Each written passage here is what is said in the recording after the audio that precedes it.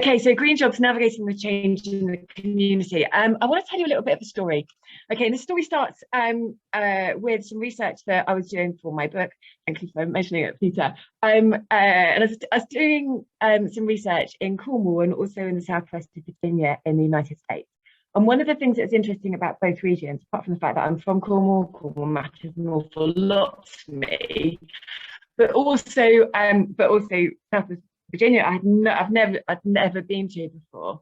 But one of the things that really interested us is about the way that both of them, their economies have changed really, really rapidly over the past couple of years. You know, within the last 2 decades, really, the economies have changed really rapidly. Southwest Virginia, I've got an old cut and sew factory, an old clothing factory here, but there was a really, really large manufacturing sector, and the various different kinds of manufacturing they were doing have now gone. Or I should say changed, because gone is not the right word. And also coal mining was really dominated the area as well. And obviously that's definitely not a green job.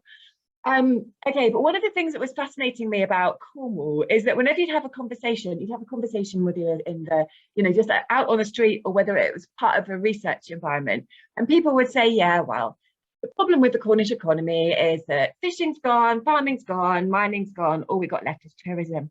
And it was really, really fascinating. And then I'd do this kind of presentation to people who actually work in the Cornish economy, and they're like, that's so outdated, they're so wrong. And it's like, well, no, this is what people believe. It might be inaccurate, but it's what people believe. And the thing that I'm taking from that is, and I'm going to talk a little bit more about in just a minute, is about how difficult it is for people to be able to navigate the local labour market. And the research that I was doing in Cornwall, the fieldwork for it was about 2 years ago now. You'd ask people about the Cornish economy, and they would tell you about the things that there weren't anymore. So we've got a picture here of the China clay area, and people would tell me about how they used to work in the clay in the clay industry, but now they either had to take early retirement, or or the kind of engineering jobs that they had they just don't exist anymore in Cornwall, or at least can't find them. So we're getting this really strong sense that people used to know what kind of jobs were happening, but now they had no idea. And so now when you said, what's the local labour market, they go, tourism. And it was only when you started to dig a little bit deeper that you'd start to realise that there were these little seeds when people would go, oh yeah, isn't there stuff to do with digital tech happening? Or I don't know, isn't there like a maritime industry or something? But the first kind of response was that people were like, oh, it's this old stuff that's gone now, and we're really not happy about it.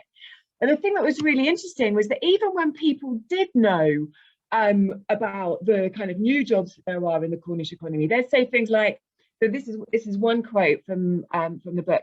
So I know that there's this sort of geothermal hub. There are opportunities around Cornwall for people to get into high-tech careers, and all of those things. Don't realistically know how many. I feel a bit lost with it, really. I sort of hear about these things, but it doesn't feel like they're targeted at me. The point that I'm trying to make here is that even when people do know about the newer sectors in the Cornish economy, they didn't feel that they were able to. They didn't feel that they were able to participate in it. They didn't know how to. They didn't know they literally did not know the routes to where to look for those kind of jobs.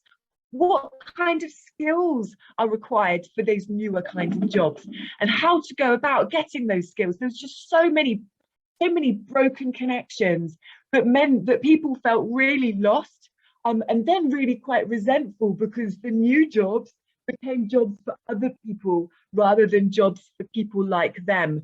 And so then they ended up feeling more and more alienated from the whole situation as well, which of course is really bad for new jobs more generally. I need to get a move on, because I'm probably running over time. The other thing that I really wanted to talk about is the problem of people physically getting to the job opportunities that are available.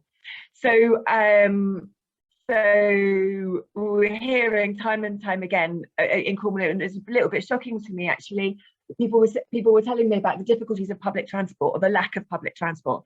And this quote here is from somebody who works in careers, talking about how I was at a careers fair talking about apprenticeships within 5 miles.